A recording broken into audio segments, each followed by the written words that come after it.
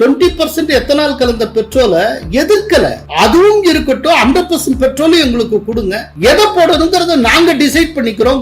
மேற்காசியால பதற்றம், அங்கிருந்து பெட்ரோலை கொண்டு வருவதற்கான எல்லா வழிகளும் அடைபட்டு இருக்கின்றன. அப்ப இவங்க கொடுக்கிற பிரஷர்ல பெட்ரோலை வாங்கணும் அப்படின்னா நீங்க அமெரிக்காட்ட இருந்தா வாங்க. இந்த E20 கட்சியினுடைய நோக்கமே இந்திய அரசாங்கத்திடம் அமெரிக்காவின் பெட்ரோல் விற்பனையை அதிகரிப்பது அப்படிங்கிறது.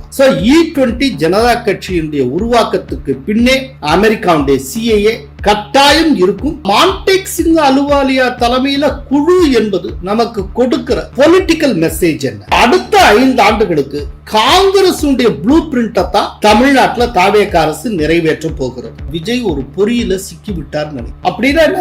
அறிவிக்கப்படாத காங்கிரஸ் கட்சி தாவேக. கோலஹலாஸ் டிவி யூடியூப் சேனல், இது வாய்மையின் எக்காலம். கரப்பான் பூச்சிகளை தொடர்ந்து E20 ஜனதா கட்சி என்று ஒன்று உருவாகி இருக்கிறதே. வணக்கம் நண்பர்களே. இப்ப புதுசா E20 ஜனதா கட்சி என்கிற ஒன்று உதயமாகி இருக்கிறது. அது ஆக்சுவலா ஒரு பிரஷர் குரூப் மாதிரியா உதயமாகி இருக்கிறது. அது மக்கள் இயக்கம் அப்படின்னு அறிவிக்கப்பட்டு இருக்கிறது. அது ஆன்லைன் பிளாட்ஃபார்ம்ல அதை தொடங்கி இருக்காங்க. இது தொடங்கின உடனேயே எக்ஸ்ல அது ஒரு 10,000 பேர் இம்மிடியட்டா ஃபாலோ பண்ணாங்க. அதுக்கப்புறம் ஒரு 48,000 பேர் ஃபாலோ பண்ணிட்டு இருக்காங்க.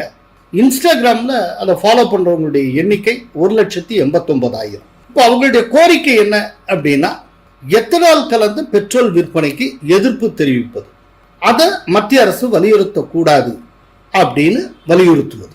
அப்படின்னா E20 ஜனதா கட்சி, அதாவது அந்த ஆன்லைன் பிளாட்ஃபார்முடைய அட்மின், அவர் என்ன சொல்லி இருக்கிறார் அப்படின்னா, எத்தனால் கலந்த பெட்ரோலியத்தை நாங்கள் எதிர்க்கிறோம்.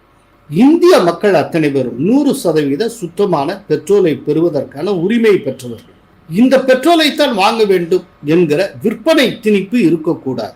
அது ஒரு விருப்ப தேர்வாக அமையலாம். அவர் ஒரு இடத்துல என்ன சொல்றாங்க அப்படின்னா, எத்தனால் கலந்த பெட்ரோலை நாங்க எதிர்க்கல, நீங்க வித்துட்டு போங்க, ஆனால் 100% பெட்ரோலும் கிடைக்க வேண்டும். இந்த 2 சான்ஸ் இருக்கணும். அதுல எத்தனால் கலந்த பெட்ரோலை வாங்குவதா இல்லாட்டா 100% பெட்ரோலை வாங்குவதா அப்படிங்கிறத மக்கள் முடிவு செய்யட்டும், வாகனம் வைத்திருப்போர் முடிவு செய்யட்டும், நீங்க இன்சிஸ்ட் பண்ணாதீங்க அப்படின்னு சொல்லி அவங்க கோரிக்கையை வச்சிருக்காங்க. இந்த எத்தனால் கலந்த, அதுவும் 20% எத்தனால் கலந்த பெட்ரோலியத்தை புஷ் பண்ற காரணத்தினால நிதின் கட்கரி ராஜினாமா செய்ய வேண்டும். அதை இன்னொன்னு சொல்லியிருக்காங்க, இந்த எத்தனால் கலந்த பெட்ரோல் அதை எதிர்ப்பது அப்படிங்கிற இந்த ஒரு நோக்கத்துக்காக மட்டுமே இந்த ஒரு இயக்கம் ஆரம்பிக்கப்பட்டிருக்கிறது அப்படின்னு. இப்போ ஒருவேளை இந்த நோக்கம் நிறைவேறியாச்சுன்னா இந்த இயக்கத்துக்கான தேவை இனி இருக்காதுன்னு அர்த்தம். அப்புறம் அடுத்தாப்புல ஒரு இஷ்யூவை பேஸ் பண்ணி அதுக்கு ஒரு இயக்கத்தை அவங்க ஆரம்பிச்சுப்பாங்க. அது ஏதோ ஒன்று நடக்கும். ஸோ இந்த மாதிரி இப்போ E20 ஜனதா கட்சின்னு ஒன்று ஆரம்பமாகி இருக்கிறது. இப்போ அதே நேரத்தில் இன்னொரு பக்கம் ஆகஸ்ட் 4ஆம் தேதி E20 எத்தனால் விற்பனைக்கு எதிராக நாடாளுமன்றத்தை நோக்கி பேரணி நடத்த போவதாக டெல்லியில் இருக்கக்கூடிய டாக்ஸி ஓட்டுநர் சங்கம், டூரிஸ்ட் ஆபரேட்டர்ஸ் சங்கம், இவங்கெல்லாம் சேர்ந்து அனௌன்ஸ் பண்ணியிருக்காங்க.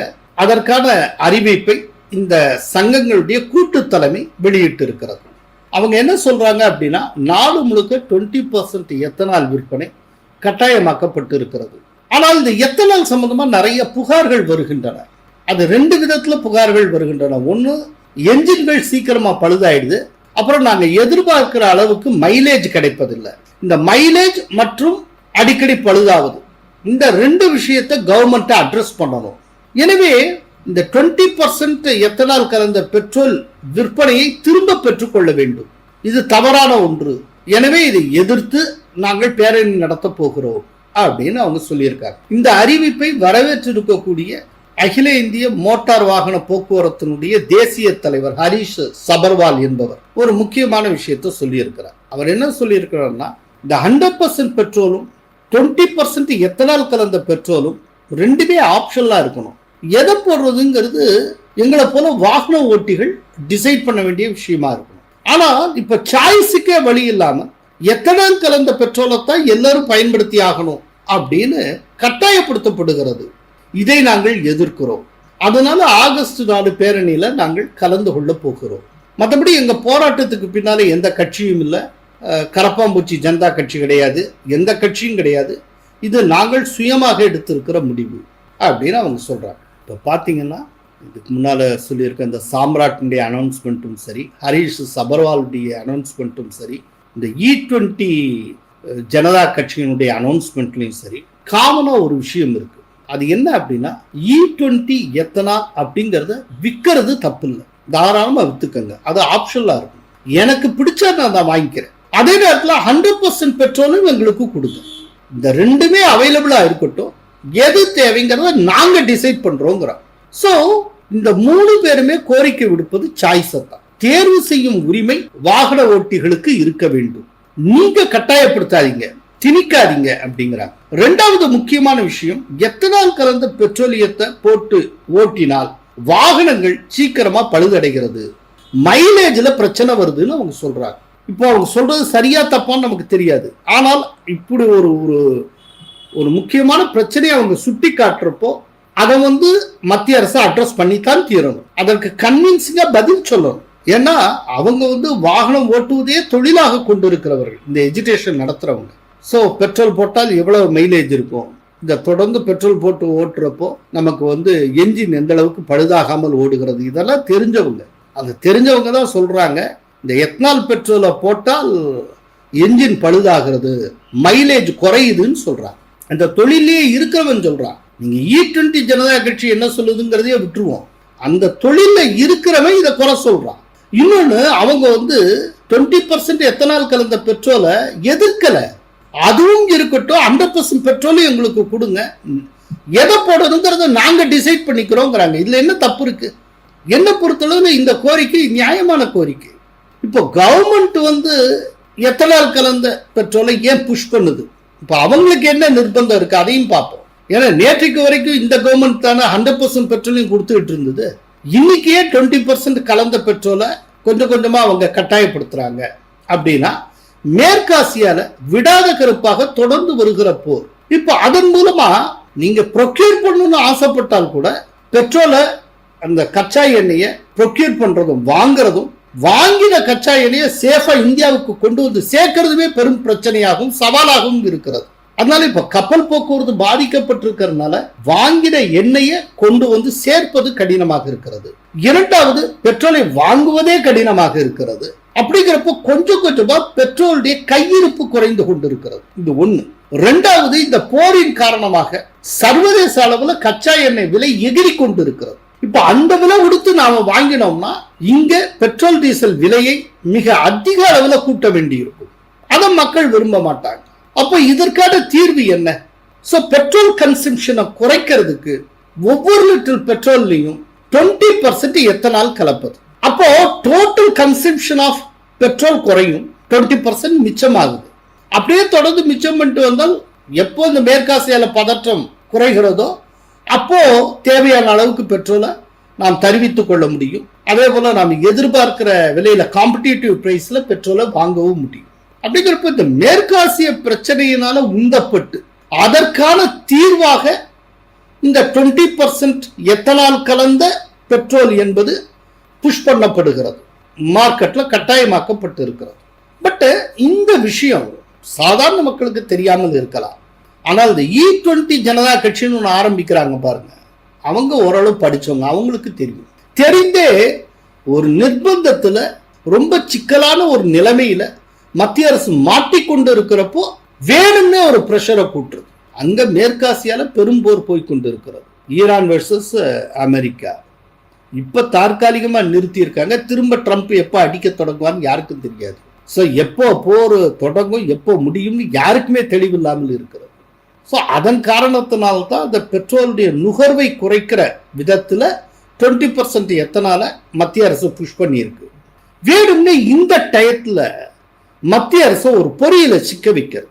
இதன் மூலமா மத்திய அரசுடைய செலவினத்தை அதிகரிக்க செய்வது. எப்படியாவது பெட்ரோலை வெளியிலிருந்து இறக்குமதி செஞ்சே ஆகணுங்கிற கட்டாயத்தை கொண்டு வர்றது. மேற்காசியால பதற்றம், அங்கிருந்து பெட்ரோலை கொண்டு வருவதற்கான எல்லா வழிகளும் அடைபட்டு இருக்கின்றன. அப்போ இவங்க கொடுக்குற ப்ரெஷர்ல பெட்ரோலை வாங்கணும் அப்படின்னா நீங்க அமெரிக்காட்டேருந்து தான் வாங்கணும், ஏதேனும் வெஸ்டர்ன் ஃபோர்ஸ்டேருந்து தான் வாங்கணும். அப்படி வாங்குவதற்கான ஒரு நிர்பந்தத்தை வேறொரு வழியில உந்தி தள்ளுறதுக்காக இப்ப புதுசா அமைப்புகள் உருவாகின்றன. இதுக்கு பின்னால அமெரிக்காவுடைய CAA கட்டாயம் இருக்கும். ஸோ E20 ஜனதா கட்சியினுடைய உருவாக்கத்துக்கு பின்னே அமெரிக்காவுடைய CIA கட்டாயம் இருக்கும், இது உறுதி. இந்த E20 கட்சியினுடைய நோக்கமே இந்திய அரசாங்கத்திடம் அமெரிக்காவின் பெட்ரோல் விற்பனையை அதிகரிப்பது அப்படிங்கிறதா. நீங்க 100% பெட்ரோல்ல கேட்குறீங்க, இப்போ 100% பெட்ரோலுக்கு எங்க போறது? இந்த வளைகுடா நாடுகள்லேருந்து இப்போதைக்கு வாங்கவும் முடியாது, வாங்கினதை கொண்டு வரவும் முடியாதே. அப்போ நீங்க எங்க போய் வாங்குவீங்க? இந்தியாவிலையும் பெட்ரோல் இயற்கையாக கிடைக்கிறது கிடையாது. இந்தியாவில் புழக்கத்தில் இருக்க பெட்ரோல்ல 90% இறக்குமதி தான். அப்போ அமெரிக்காட்டேருந்து வாங்க வைக்கிறது இந்தியா. அதனால அமெரிக்காவின் பெட்ரோல் விற்பனையை அதிகரிக்கவும் இந்தியாவை அமெரிக்காவிடமிருந்து பெட்ரோலை வாங்க செய்வதற்குமான ஒரு ராஜதந்திர முயற்சியாக இந்த E20 ஜனதா கட்சியை நாம் பார்க்கலாம். ஆனா இப்ப இஷ்யூ பேஸ்டா இப்படி புதுசு புதுசா கட்சிகள் வந்துகிட்டே இருக்கு. இப்ப இதெல்லாம் பார்க்குறப்ப நாளைக்கு இப்ப சர்க்கரை விலை கூடியிருந்தா சர்க்கரை விலை கூடுதலை எதிர்க்கிற ஜனதா கட்சி அப்படி ஒன்று ஏதாவது டெவலப் ஆகும். திடீர்னு கொசுக்கள் அதிகமாயிடும் ஒரு குறிப்பிட்ட சீசன்ல. முன்னால அதை சொல்லிட்டு கம்யூனிஸ்டுகள் போராட்டம் நடத்திட்டு இருப்பாங்க. இப்போ அது மாதிரி கொசு தொல்லை அதிகரித்துன்னா கொசு ஒழிப்பு ஜனதா கட்சி இஷ்யூ பேசுறா அப்பப்போ ஒரு ஜனதா கட்சி ஆரம்பிச்சுக்க வேண்டியது. அந்த பிரச்சனை சால்வ் ஆனதும் அது எக்ஸ்ல தூங்கிக்கிட்டே இருக்கும். திரும்ப அந்த பிரச்சனை வர்றப்போ திரும்ப அட்மின் அது போஸ்டிங் போட ஆரம்பிச்சிருவார். எழுக மக்களே செல்வம் பேரணி, அவ்வளவுதான் முடிஞ்சது. இந்த பிரச்சனை சால்வ் ஆனதும் திரும்ப அட்மின் அவர் வேலையை பார்க்க போயிடும். அவர் ஏற்கனவே ஏதோ ஒரு கம்பெனில வேலை பார்த்துக்கிட்டு இருப்பார், சம்பாதிச்சுட்டு இருப்பார் நல்லா. ஈவன் அது அட்மின் இந்தியாவிலேயே கூட இருக்க மாட்டாரு. அவர் ஆம்ஸ்டர்டாம்லயோ பிலடெல்பியாலேயோ இங்கேயோ உட்காந்துக்கிட்டு அடிச்சு விட்டுட்டு இருப்பாரு. இங்க இருக்க வேலை மெனக்கட்டு அவன் அதுல போயிட்டு ஃபாலோ பண்ணிட்டு உசுர விட்டுட்டு இருப்பான். அப்படி ஒரு காமன் காசுக்காக உழைக்கிறாங்களாம். இப்போ அதெல்லாம் ஒரு மேனியா மாதிரி, அது ஒரு ஃபேஷன். எதுக்காக போறோம்னே தெரியாம அப்படி. ஏன்னா உங்களுக்கு சின்ன வயசுல கையை தூக்கிட்டு கோஷம் போடுறதுல ஒரு பெரிய ஆர்வம் இருக்கும் தெரியுமா? அந்த நிமிஷத்துல அப்படி கோஷம் போடுற அந்த நொடியில இந்த உலகத்தையே ஜெயிச்சிட்ட மாதிரி ஆளாளுக்கு நினைச்சுப்பாங்க. அப்படின்னு அப்படி பண்ணா அது போல இதுக்கெல்லாம் ஒரு வாய்ப்பு இல்லை.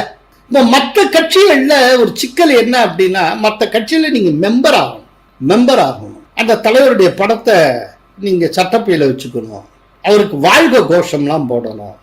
இப்ப பாருங்க, நீங்க E20 ஜனதா கட்சிக்கு யாரு தலைவன்னே தெரியாது. நீங்க யாருக்கும் கோஷம் போட தேவையில்லை. கட்சி தலைவர் எவன்னே தெரியல. அட்மினா இருக்கிறவன் ஏதோ கட்டளைகள் பிறப்பிக்கிறாங்க. இதை நம்பிட்டு பொழுது போகாம ஒரு ஊர்வலம் போறதுக்கு ஒரு 50 பேர் இல்லாட்டி 1000 பேர் ரெடியா இருப்பான். அன்னைக்கு பாத்தீங்கன்னா இவன் ஊர்வலம் போறப்ப இந்த 2 பக்கமும் போலீஸ் வேன் வரும், முன்னால போகுது. இதுல இவனுக்கு பெரிய புலகாங்கித வந்துடும். அந்த நொடியிலேயே அவர் இந்தியாவை ஜெயிச்சிட்ட மாதிரி அவன் நினைச்சுட்டு இருப்பான்.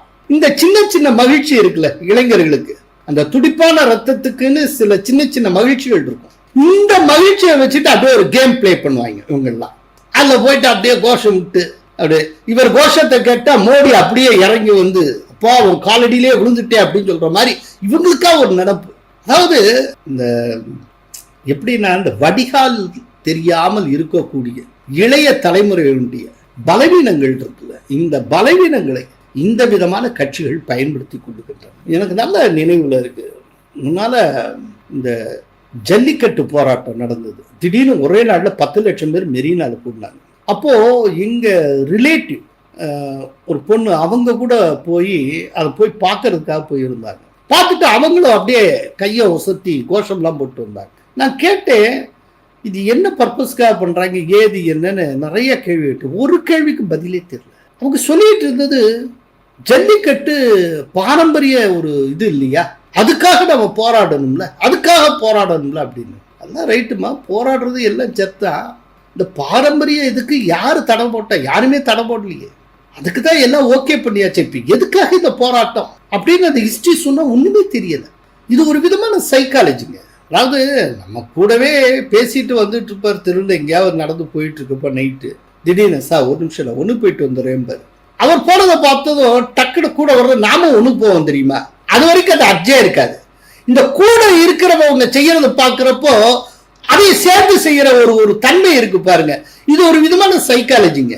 10 பேர் சேர்றப்போ 15ஆவதா இருக்க இன்னொருத்தர் சேர்ந்துப்பான்.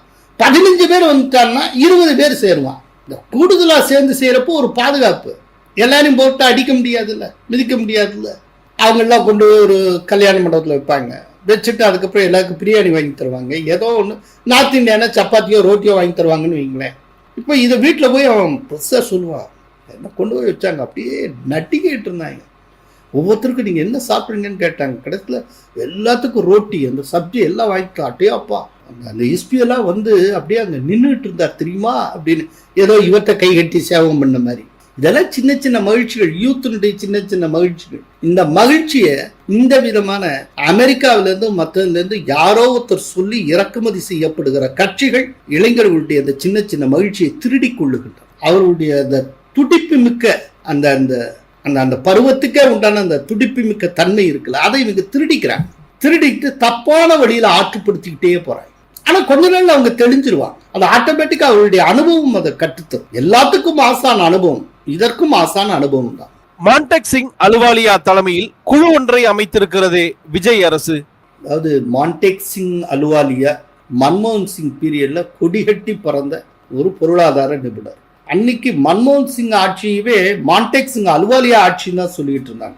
மன்மோகன் சிங் முன்னெடுத்த அத்தனை பொருளாதார திட்டங்கள், அது சம்பந்தப்பட்ட எல்லா ஆஸ்பெக்டுமே மான்டெக் சிங் அலுவாலியாவால் தீர்மானிக்கப்பட்டவை தான். ஸோ மன்மோகன் சிங்கினுடைய ஒரு மறுபக்கமாக கருதப்பட்டவர் மான்டெக் சிங் அலுவாலியா. அவர் பிளானிங் கமிஷனுடைய டெப்டி சேர்மனா இருந்தப்போ நடந்த ஒரு சம்பவம் எனக்கு நினைவுக்கு வருகிறது.